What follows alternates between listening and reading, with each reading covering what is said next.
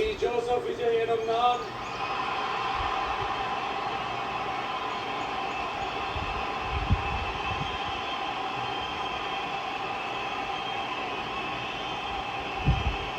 சட்டப்படி அமைக்கப்பெற்ற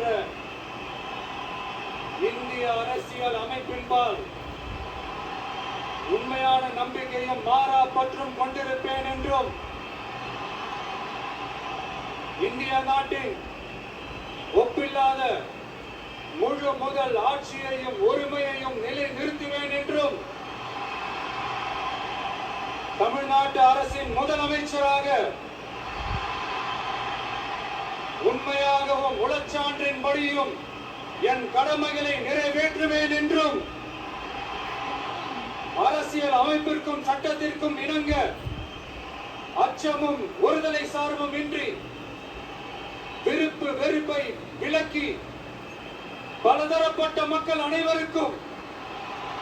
நேர்மையானதை செய்வேன் என்றும் ஆண்டவன் மீது ஆணையிட்டு உறுதிமொழிகிறேன்.